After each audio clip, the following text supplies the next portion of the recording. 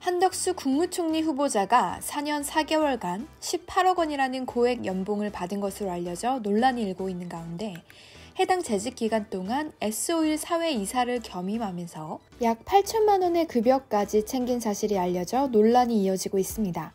지난 5일 공개된 S-오일 사업 보고서에 따르면 한 후보자는 매월 급여 666만 원가량을 받았으며 재직 기간이 12개월인 것을 감안할 때 8천만 원가량을 수령한 것으로 보입니다. 한덕수 후보자는 법률가가 아닌 전직 고위 관료 인사인데요. 고위직 법관 출신에 견줄 만한 이러한 고연봉을 받을 수 있는 배경이 무엇인지 궁금증이 쏠리고 있습니다. 대체 김앤장과 S-오일에서 어떤 역할을 했던 걸까요? 일각에선 론스타 외환은행 인수와 관련해 한 후보자가 어떤 역할을 한 것이 아니냐는 의혹도 나오고 있습니다. 앞으로 검증 과정에서도 이 부분이 쟁점이 될 것으로 보입니다.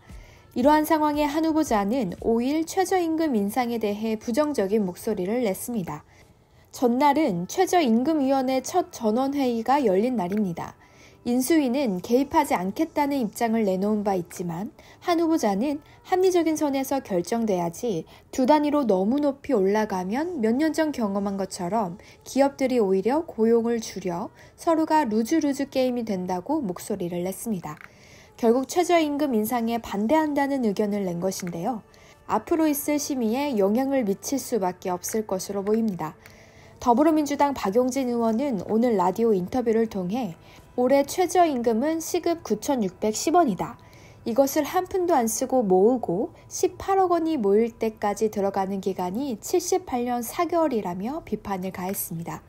또한 업종별 차등 적용을 논의하고 있는 윤석열 당선인을 향해 윤 당선인은 지역별, 업종별로 차등을 두겠다고 하니 이제는 아예 최저임금도 못 받는 지역과 일자리로 나라가 대놓고 차별 정책을 쓸 모양이라고 비판했습니다. 이소영 민주당 비상대책위원은 차등 적용에는 여러 부작용이 존재한다며 가장 큰 우려점은 저임금 업종에 대한 낙인 효과다. 부가가치가 낮은 영역으로 꼽히는 음식과 숙박업에도 대기업은 있다. 이를 한데 묶는다는 것은 사실상 무의미한 일이라고 주장했습니다. 한편 한 후보자 논란에 대해 윤석열 당선인 측은 국민 앞에 모셨을 때 잘 이해해 주시리라 믿는다. 청문회가 국민 보기에 피로하거나 발목 잡기 양상으로 가지 않길 바란다는 입장을 내놓았습니다.